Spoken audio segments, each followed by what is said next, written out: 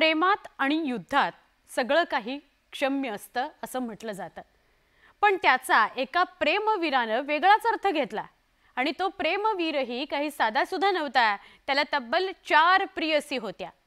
आता चौघींचे लाड पुरवण्याकरता संभाजीनगरच्या आदित्यनं जे काही केलं त्यामुळे त्याला थेट जेलमध्ये जावं लागलं.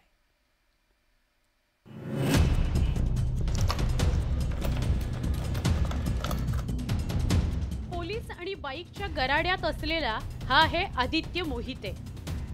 21 वर्षाच्या आदित्यनं आतापर्यंत तब्बल 25 बाईक चोरल्यात. त्यातल्या 14 बाईक पोलिसांनी जप्त केल्यात. आदित्यचं चोरीचं कारण तसं वेगळंच आहे. BSc कॉम्प्युटर झालेल्या आदित्यनं त्याच्याच भाषेत सांगायचं तर 4 प्रियसींचं कोडिंग केलं होतं. मात्र हे कोडिंग काही सोपं नव्हतं. 4 प्रियसींचे लाड करायचे, त्यांचा खर्च भागवायचा, हे काही खायचं काम नव्हतं.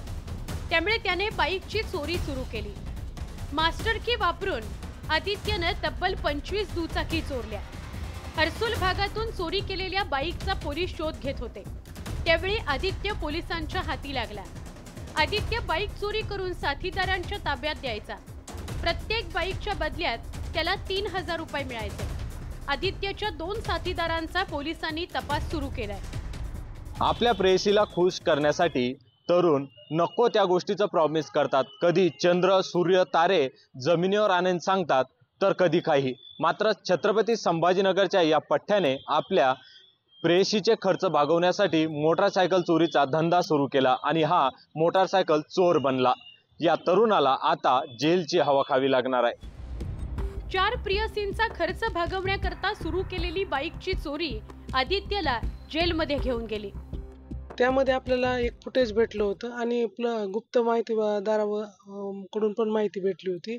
एक मोटरसायकल चोर आपल्याला हर्सुल टीच्या ठिकाणी येऊन चोरीची मोटरसायकल विकणार होता अशी माहिती मिळाल्याने आपले DB पथक सापळा लावून बसले. त्या ठिकाणी आपण त्या मोटरसायकल चोरला पकडले.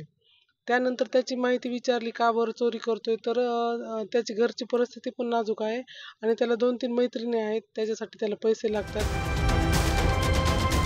प्रेमात सर्व काही क्षम्य असतं, पण चोरी हा गुन्हा आहे. प्रियसींचे लाड पुरवण्यात आदित्यला यश आलं.